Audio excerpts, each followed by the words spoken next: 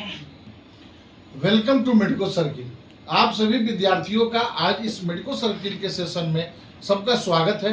और आज का मेन टॉपिक है हियरिंग फिजियोलॉजी या फिजियोलॉजी ऑफ हियरिंग या मैकेनिज्म ऑफ हियरिंग। इसका मतलब ये हुआ कि ये हमारे ह्यूमन बॉडी का ऐसा फिजियोलॉजी है जिसमें हम जानते हैं कि हमें सुनाई कैसे देता है। तो आज उसके बारे में जानेंगे। हमारा कुछ दिन पहले वीडियो हमने डाला है ह्यूमन ईयर के एनाटॉमी और स्ट्रक्चर्स के बारे में, आप उसको जाकर पहले देखेंगे। उसके बाद यहाँ हियरिंग मैकेनिज्म का जो आज मैं डिस्कस करूँगा, यहाँ भी पार्ट्स के बारे में बताऊँगा। तो दोनों वीडियो एक साथ देखिएगा तो आपको टॉपिक ह्यूमन ईयर जो हमारे बॉडी का स्पेशल सेंस ऑर्गन है वो क्लियर हो जाएगा। टॉपिक एक बहुत इंपॉर्टेंट सेंस ऑर्गन है और हम जानते हैं कि हमारे बॉडी में जो ह्यूमन ईयर होता है उसका मुख्य रूप से दो फंक्शन है। एक तो सब कॉमन जानता है कि सुनाई देना, हियरिंग, और एक दूसरा एक इंपॉर्टेंट फंक्शन है हमारे बॉडी को बैलेंस करना। ह्यूमन ईयर का दो मेजर फंक्शन है, हियरिंग एंड बॉडी बैलेंस। तो आज स्टूडेंट्स हम देखेंगे कि कौन कौन से पार्ट्स है और किसके द्वारा हमें सुनाई देता है। सबसे पहले हम जानते हैं कि हमारे ह्यूमन ईयर को तीन पार्ट में बांटा गया है, एक्सटर्नल ईयर, मिडिल ईयर और इंटरनल ईयर। इंटरनल ईयर को nervous part of the year भी बोलते हैं, नर्वस पार्ट बोलते हैं। नर्वस पार्ट ईयर का इसलिए बोलते हैं क्योंकि यह हमारे ब्रेन से सटा हुआ रहता है, इसलिए इंटरनल ईयर को नर्वस पार्ट कहते हैं। एक्सटर्नल ईयर बाहरी और मिडिल ईयर जो बीच का भाग है ईयर का, उसको मिडिल ईयर कहते हैं। अब कुछ पार्ट्स के बारे में हम जानेंगे। ये आप देख रहे हैं स्ट्रक्चर जो ये बना हुआ है, ये ईयर ऑरिकिल और पिन्ना जो एक कार्टिलेज का बना हुआ रहता है, और नीचे वाले भाग को हम लोब्यूल कहते हैं, लोब्यूल कहते हैं। ये जो सॉफ्ट पार्ट है उसको लोब्यूल कहते हैं और ये कार्टिलेज का बना हुआ रहता है। अब इसका कोई दिमाग में ये आना चाहिए कि भाई ये स्ट्रक्चर ऐसा क्यों बना, आखिर में ईयर ऑरिकिल या जो पिन्ना है उसका ऐसा स्ट्रक्चर क्यों बना। ऐसा स्ट्रक्चर इसलिए बना कि इस स्ट्रक्चर से साउंड कलेक्ट होकर के हमारे कान के भीतरी भाग में जाने का काम करेगा। इस स्ट्रक्चर का मतलब ये है, समझ रहे बात को। तो एक्सटर्नल उसके बाद जो स्ट्रक्चर है ये साउंड को कलेक्ट करके एक्सटर्नल ऑडिटरी मीटर्स या external auditory canal tympanic membrane से लैटरल साइड जितना पार्ट होता है, टिम्पैनिक मेम्ब्रेन जिसको ईयर ड्रम कहते हैं, हिंदी में कान का पर्दा कहते हैं, उसके ईयर ड्रम से लेकर के लेटरल मतलब बाहर की तरफ जो भाग है वो एक्सटर्नल ईयर का पार्ट है। और टिम्पैनिक मेम्ब्रेन और राउंड ओवल विंडो के बीच का जो पार्ट है वो मिडिल ईयर का पार्ट है। और ओवल विंडो के बाद कोकिलिया या कोकिलियर जो पार्ट है, जो नर्वस पार्ट है, वो इंटरनल ईयर का पार्ट है। बात समझ रहे? तो आज हम जानेंगे कि एक्सटर्नल ऑडिटरी मीटर्स के द्वारा साउंड जो है वह प्रेशर देगा किस पर, टिम्पैनिक मेम्ब्रेन पर, ईयर ड्रम पर साउंड का एक प्रेशर जाएगा। क्योंकि हम जानते हैं कि sound is a form of energy. हमारे जो साउंड है एक एनर्जी का रूप होता है।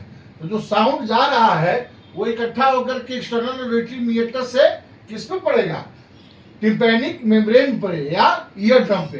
अब दो तीन खास बात, एक्सटर्नल ऑडिटरी मीटर्स में दो तरह का ग्लैंड पाया जाता है, दो तरह का ग्लैंड पाया जाता है। एक ग्लैंड है सेरुमिनस ग्लैंड और दूसरा ग्लैंड है सीबेशियस ग्लैंड। हम जानते हैं कि हमारे पूरे बॉडी सरफेस में सीबेशियस ग्लैंड मौजूद है जिसके द्वारा sebum while thick secretion release होता है जो हमारे बॉडी के लश्चर और मॉइस्चर को मेंटेन करता है। और ईयर में स्पेशल होता है सेरुमिनस ग्लैंड जिससे बनता है सेरुमेन। वो तैलीय पदार्थ में जब डस्ट पार्टिकल, सेरुमेन में जब डस्ट पार्टिकल जुड़ जाता है तो वो सेरुमेन बनाता है, ईयर वैक्स बनाता है। सेरुमेन जब डस्ट के साथ मिक्स हो जाता है तो वो ईयर वैक्स बनाता है। हम लोग जब छोटे थे तो दिमाग में ये बात आता था कि भैया ये ईयर वैक्स बनता कैसे है। जब पढ़े तब मालूम चला कि जब सेरुमिनस ग्लैंड से जो वायली सिक्रीशन हो रहा है सेरुमेन, जब उसमें डस्ट पार्टिकल चिपक जाता है, उसका फंक्शन है कि डस्ट पार्टिकल को कान के भीतरी भाग में नहीं जाने देगा, उसको रोज चिपका लेगा आपस में, और वही ईयर वैक्स बनता है। और ईयर वैक्स हमारे ईयर से ऑटोमेटिक बाहर निकलते भी रहता है। और उसमें हेयर फॉलिकल्स भी होते हैं एक्सटर्नल ऑडिटरी मीटर्स में, आप पढ़े होंगे, हेयर फॉलिकल्स होते हैं। और हेयर फॉलिकल्स होने का एक मतलब है कि जो डस्ट पार्टिकल है या फॉरेन पार्टिकल है कान के भीतरी भाग में प्रवेश नहीं करेगा। अब आते हैं जब प्रेशर जनरेट हुआ, हम हियरिंग मैकेनिज्म की बात कर रहे हैं, हम एनाटॉमी बता रहे हैं लेकिन फिजियोलॉजी की बात कर रहा हूं मैं।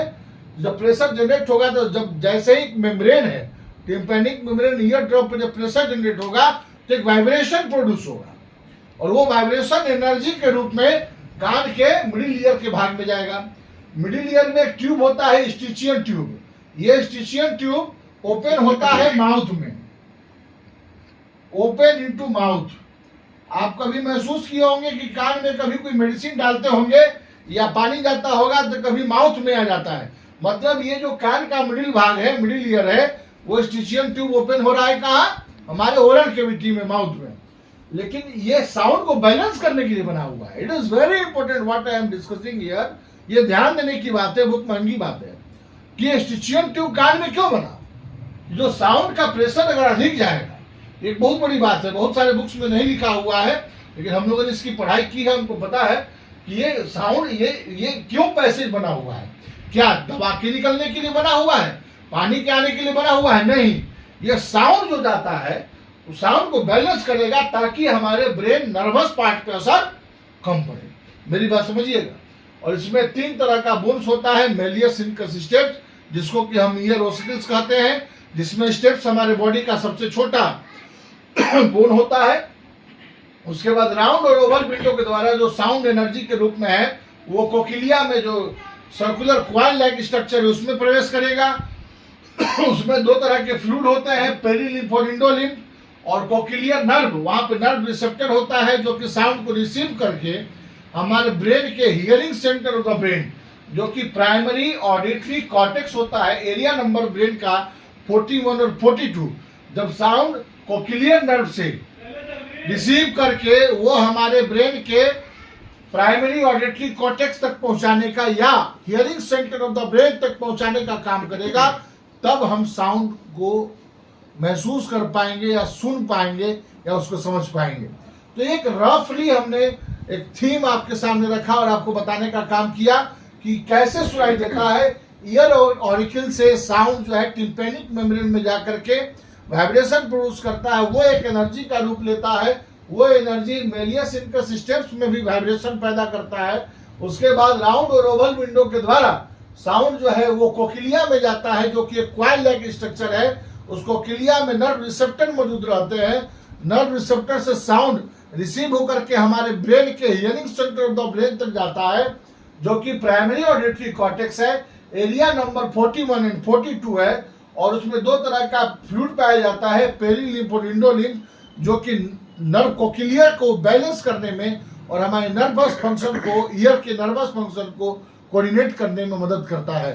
तो आई होप कि आपको ईयर का ये वीडियो और जो प्रीवियस मेरा वीडियो है, दोनों वीडियो आप एक साथ देखिए, आपको बहुत लाभ मिलेगा, एनाटॉमी पॉइंट ऑफ व्यू से भी और फिजियोलॉजी पॉइंट ऑफ व्यू से भी। आज की इस वीडियो में आप लोगों को वॉचिंग के लिए बहुत बहुत धन्यवाद। Thank you so much.